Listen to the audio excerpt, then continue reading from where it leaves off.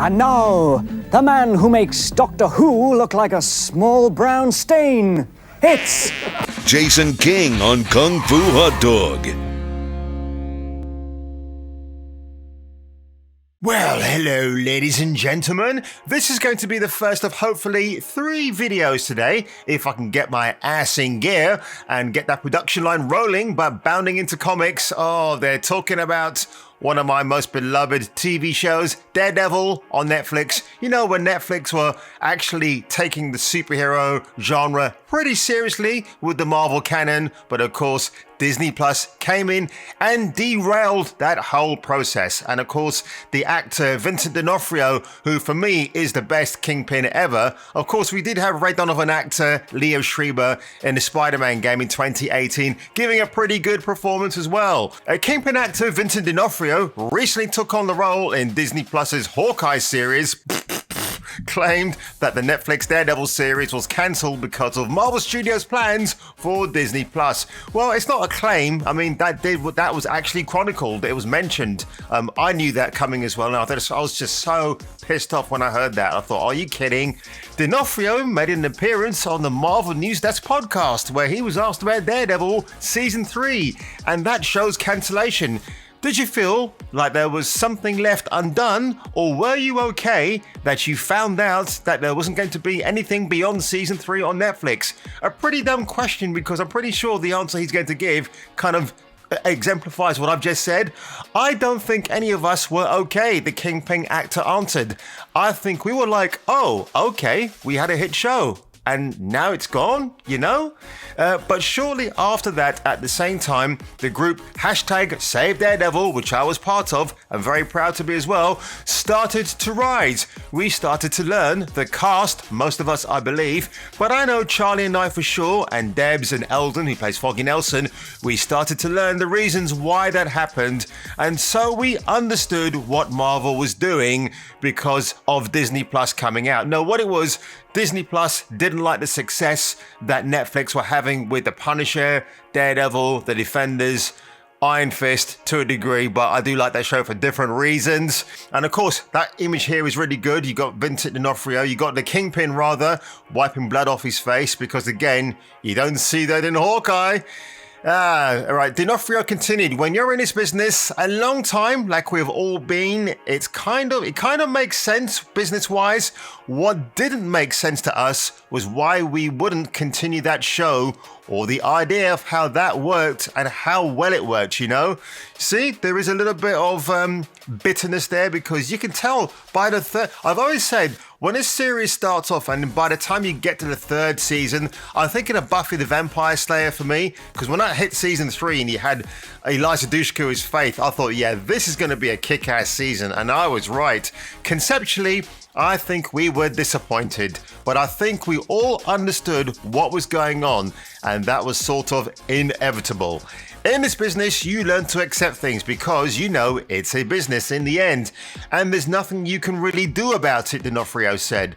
What a shame. The actor did note the show left a lot on the table when it came to his characters.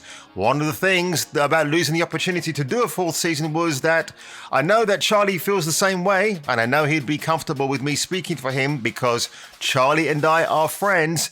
There was a lot more to explore with his character and mine, and all of the characters, in my opinion, all of the characters. I like how he's emphasized that. I like how there's no restrictions on him and what the answers that are that he gives in this interview. Because I bet you if it was in a proper Marvel coordinated corporate environment where you've got the press on you, he would only have to give certain answers. He couldn't reveal anything.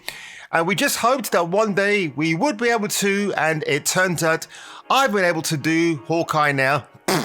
And Charlie, he's there in Spider-Man. Yeah, spoiler alert, if you haven't seen Spider-Man No Way Home, the film that did it right without giving us woke politics, yeah, Charlie Cox makes a 5-minute appearance in that movie, and he is awesome as Matt Murdock. That would have been... Can you imagine if he was Daredevil in that film? Oof, boy. I don't think you'll be able to keep cinema cues back. D'Onofrio opined, we really do wish that the movie business was like, well, when I was younger, when you knew what was going to happen happen, and you could talk about things freely, and people would give you information, and you would be able to share it. But nobody tells you anything these days. It's not just superhero movies, it's every project that I get involved with. Deadline believed the shows were cancelled due to the high costs. And what's wrong with that? With the high costs, we got almost really great shows. Normally, when somebody's going over budget and making a really bad product, I say, give them less money to play with and it'll give you a better product.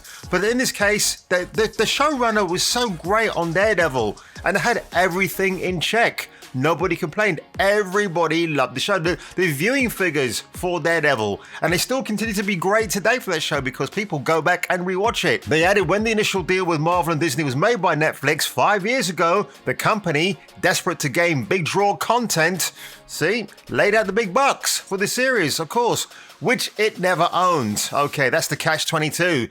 Now the situation is very different, with Netflix awash in news shows and a returning series that it holds the keys to.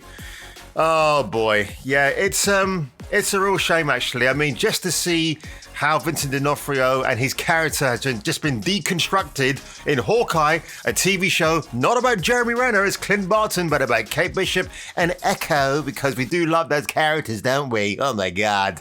Yeah, got the goofy Hawaiian t-shirt or the Hawaiian shirt, and the Mr. Byright suit, and having a gun pointed at him by female Long John Silver herself.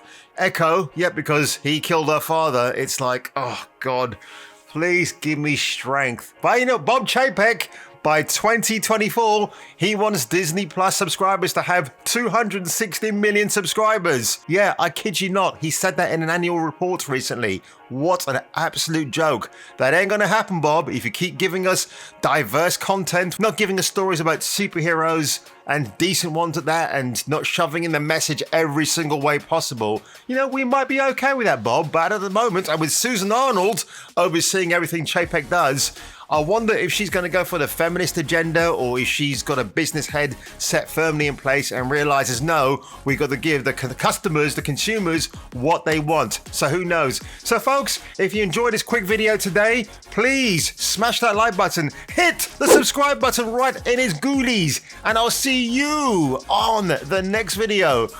Rest in peace, Wilson Fisk, because by God, you're going to need it.